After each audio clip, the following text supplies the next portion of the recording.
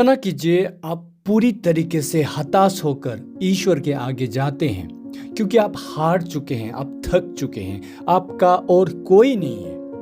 आप ईश्वर के आगे जाकर प्रार्थना में पूरी तरीके से टूटकर अपने हृदय को ईश्वर के आगे रख देते हैं, सब कुछ बताते हैं और ईश्वर से आप मांगते हैं क्योंकि आपको कुछ चाहिए, सिर्फ और सिर्फ वो ईश्वर दे सकते हैं। तो उस प्रार्थना में हो सकता है आप अपनी जिनसे आप बहुत ज्यादा प्रेम करते हैं उनकी चंगाई के लिए आप प्रार्थना करते हैं। हो सकता है आपका रिश्ता जो है टूटकर पूरी तरीके से बिखर रहा है, आप उस रिश्ते को संभालने के लिए, उस रिश्ते में सुधार के लिए आप प्रार्थना करते हैं। हो सकता है आपके जीवन में फाइनेंशियल क्राइसिस चल रहा है, आप फाइनेंशियल क्राइसिस से बाहर निकलने के लिए आप प्रार्थना करते हैं। हो सकता है आप नौकरी के लिए प्रार्थना करें, आप ईश्वर से जवाब चाहते हैं, ईश्वर से आप वो चंगाई को चाहते हैं, ईश्वर से वो आप ब्रेक थ्रू को चाहते हैं, लेकिन आपको जवाब में क्या मिलता है? नो।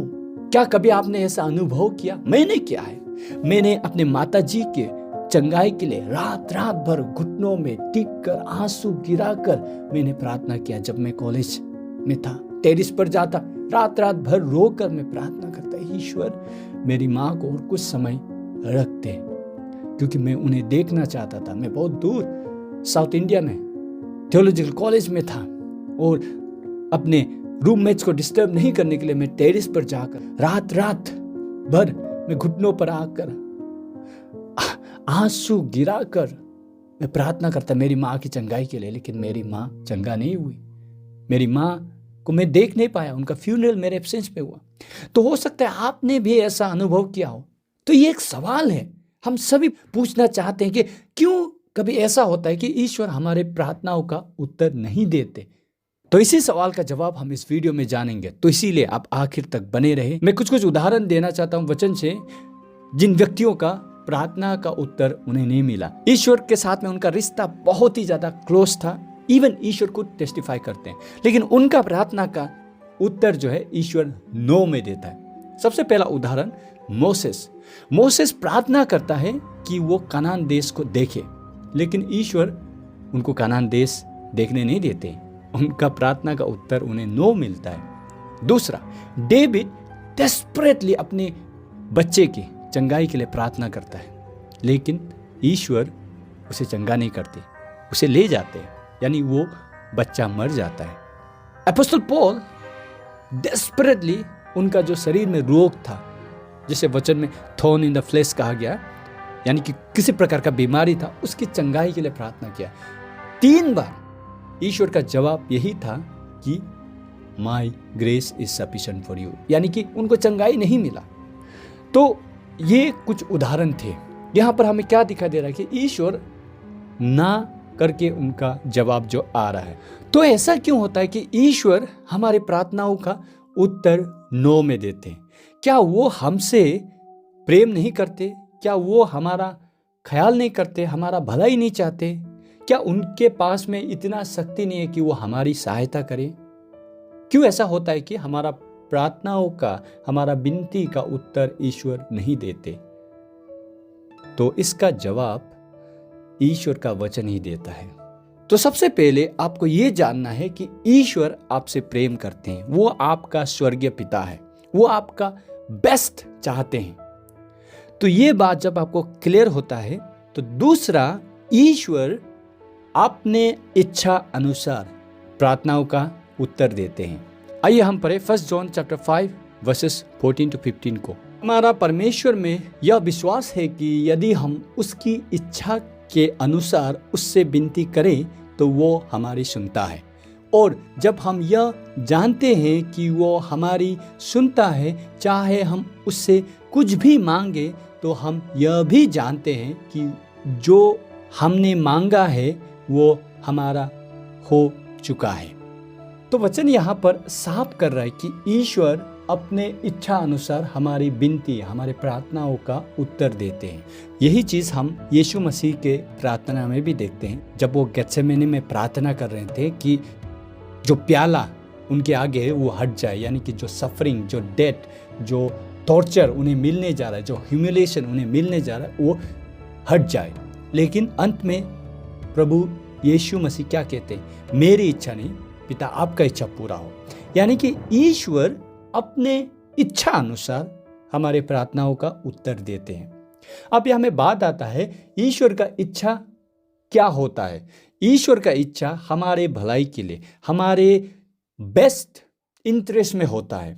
तो कई बार हमें ये समझ में नहीं आता। कई बार ईश्वर अपने जो सोवरेन विल में है, उनका जो प्लान में, हमारा बेस्ट नो में ही हो सकता है। हो सकता है मैं प्रार्थना कर रहा हूँ कि मुझे एक स्कॉर्पियो मिले, लेकिन मैं अगर स्कॉर्पियो को मिलकर मेरा दुर्घटना में मृत्यु हो जाए या उस स्कॉर्पियो को लेकर मैं घमंड से फूल कर घूमने लगूं, तो वो मेरे लिए बेस्ट नहीं। तो बेस्ट क्या होगा ईश्वर कि मुझे वो स्कॉर्पियो ना दे।